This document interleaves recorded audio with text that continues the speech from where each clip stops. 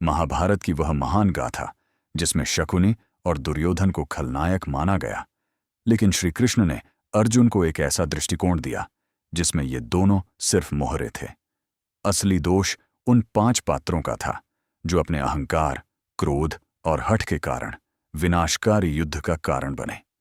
चलिए जानते हैं उन 5 पात्रों के बारे में जिन्हें इतिहास ने भले ही खलनायक न कहा हो, लेकिन जिनकी भूमिका महाभारत युद्ध की जड़ में थी। पहला राजा द्रुपद, प्रतिशोध की अग्नि में जलता राजा पंचाल का राजा द्रुपद, जो अहंकार और प्रतिशोध से भरा था। उसकी सबसे बड़ी जलन द्रोणाचार्य से थी।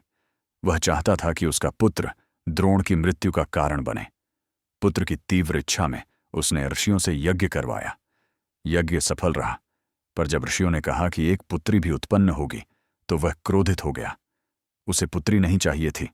क्रोध में उसने अपनी पुत्री द्रौपदी के भाग्य में सुख नहीं, दुख मांगा।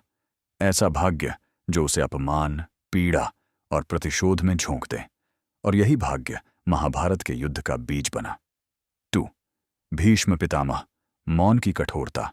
गंगा पुत्र भीष्म, जिन्हें उनकी प्रतिज्ञाओं के लिए जाना जाता है, उन्होंने अपने पिता की इच्छा के लिए आजीवन ब्रह्मचर्य का व्रत लिया ताकि उनके पिता दूसरी शादी कर सकें।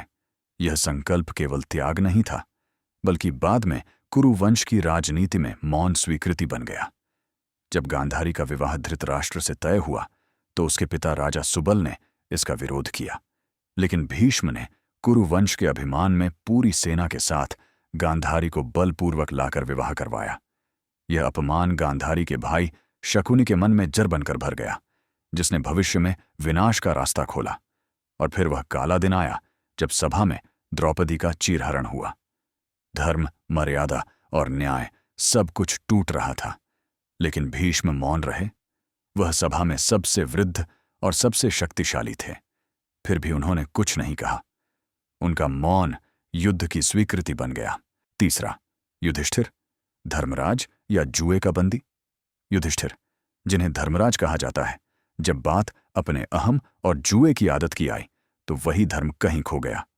हस्तिनापुर की सभा में वह जुआ खेलने बैठे और एक एक कर सब कुछ हारते गए।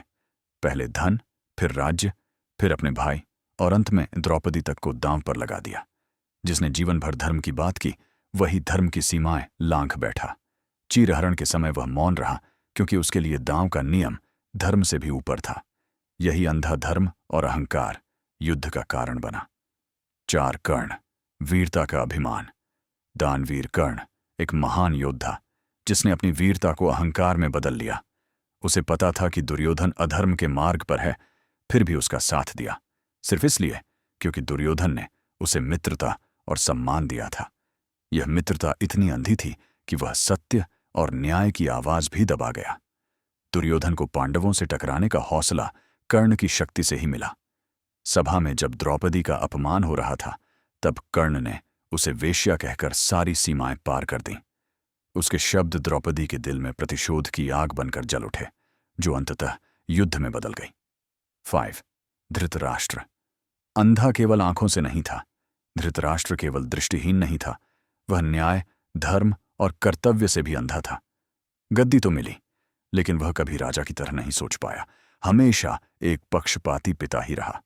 दुर्योधन की हर गलती को अनदेखा किया। पांडवों के साथ बार बार अन्याय हुआ। लाक्षागृह में जलाने की साजिश, वनवास और अज्ञातवास का अत्याचार, और सबसे बड़ा पाप सभा में द्रौपदी का चीरहरण। सब कुछ जानते हुए भी वह मौन रहा। वह देख नहीं सकता था, लेकिन उसके निर्णयों ने पूरे राज्य को अंधा बना दिया। उसका यह मोह, यह मौन और यह पक्षपात महाभारत की ज्वाला को सबसे अधिक हवा देने वाला सिद्ध हुआ। तो ये थे वे 5 पात्र जिनके अहंकार, मौन और फैसलों ने महाभारत जैसे भीषण युद्ध को जन्म दिया। अगर यह प्रस्तुति पसंद आई हो तो लाइक और सब्सक्राइब जरूर करें, और कमेंट में बताइए आपकी नज़र में महाभारत का सबसे बड़ा दोषी कौन था।